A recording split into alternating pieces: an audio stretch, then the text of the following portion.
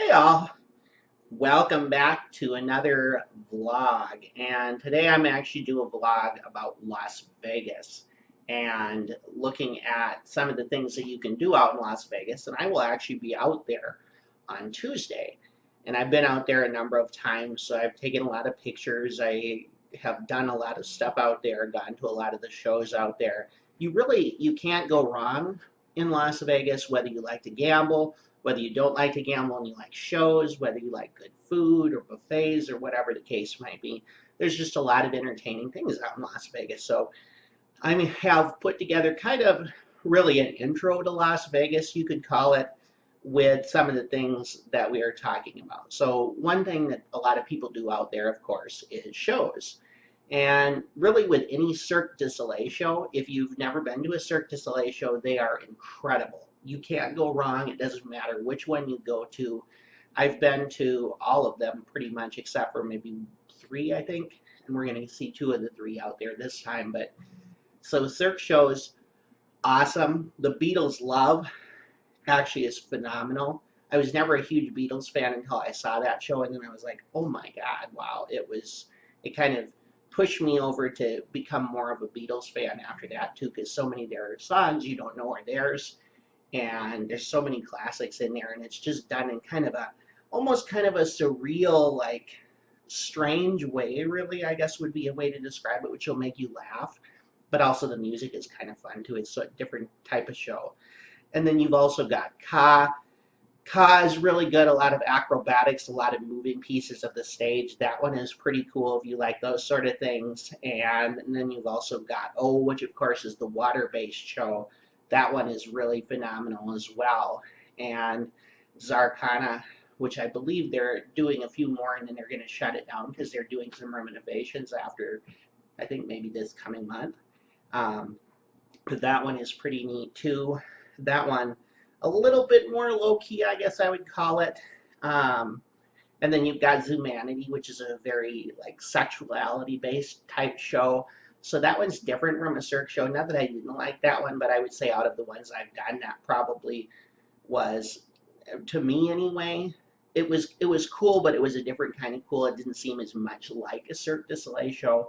And then if you're going for shows that are not Cirque shows, there's Le Rêve, and you can actually take pictures in Le Rêve. It is the Wynn's version of Cirque du Soleil, but it's not a Cirque du Soleil show. It's very similar to that, though. You can't take video in that. You can't take video or pictures in any of the Cirque shows, but Le Rêve, that you can actually take pictures, which is kind of interesting. So we are going to get into some pictures here, and I'm just going to talk a little bit about some of the things that you can do out in Las Vegas besides shows. So the Bellagio is one place you guys will probably visit when you're out in Las Vegas, and the Bellagio has some really cool stuff. And the entryway, as you'll see in the pictures here, there's a very ornate, like flowery overhead top to it that's made out of glass. That's really cool.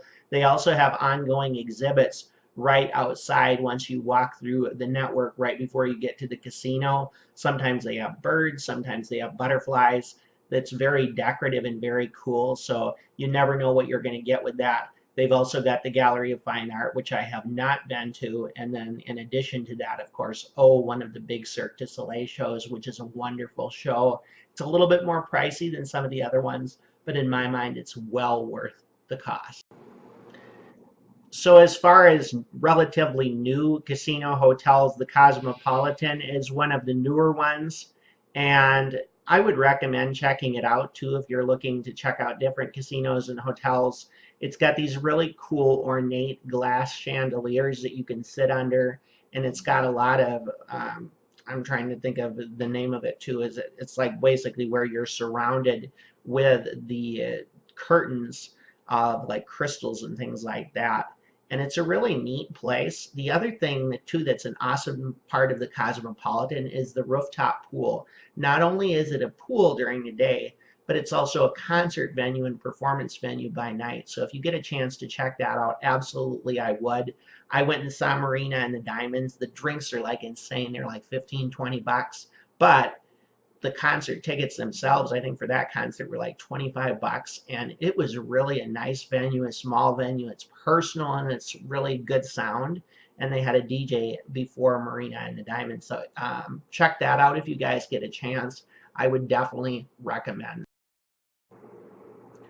So the Wynn is another one of the newer casino hotels that's worth checking out. They've got a lot of cool exhibits along with flowers. You'll see on the bottom the merry-go-round made of flowers, which is pretty cool. That's on the left-hand side. And then on the right, you'll see their signature show, which is kind of like their version of Cirque du Soleil. It's called Le Rêve, and it involves a lot of water. It actually is a really neat show. It's a little bit more pricey, but they will actually allow you to take pictures, which Cirque shows do not allow, but they still don't allow video, of course. So check that out if you get a chance to. A lot of those places on the street, on the strip, have discount tickets for a lot of those shows, La Rev and O, of course, and the others included. So that is on the farther side of the strip, so it's a little bit more of a walk, or you can monorail it to nearby. So another thing that you can see a lot of out in Las Vegas is there's a lot of different types of animals. So we're going to actually hit on 3 of those. And the first one is actually at the Mandalay Bay, which is on the other end of the strip from the one we just talked about from the Wynn. And Mandalay Bay actually has this thing called the Shark Reef, and it has sharks, but it also has a lot of other stuff too. So it has different types of reptiles and amphibians and things like that, fish and whatnot.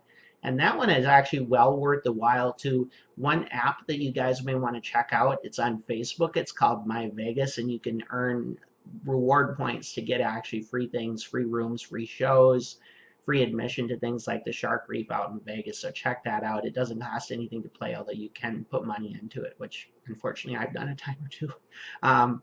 Anyway, so the Shark Reef is one of the cool things on there too. I've been to it a number of times, so that's a pretty neat thing.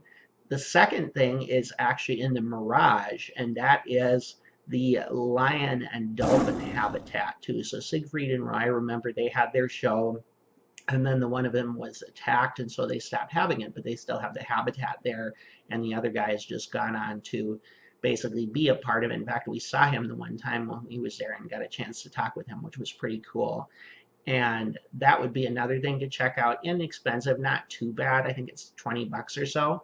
And then the last thing is actually in the Flamingo, which is a little bit older hotel and casino. And that there are these pink flamingos, of course, that they've got out in the outside area too, and they've got koi fish and things like that, and that is another really neat thing. So a couple different things for people to check out the animals out in Las Vegas. So one of my favorite places to stay out in Las Vegas is the MGM Grand. It's also got the Signature, which is a little bit kind of more of a, I guess you'd call it a boutique hotel. I haven't stayed there, but the MGM is nice because it's right at the end of the monorail line. So it's actually a really neat place. You can get it affordably usually unless there's a big event. They do have concerts, as you'll see. I actually went to see the Rolling Stones in concert a couple years back at their arena, and it was pretty good. It was really pricey though too, so I have like Floyd Mayweather and other fights like that, of course, going on sometimes. They'll have concerts, they'll have other events.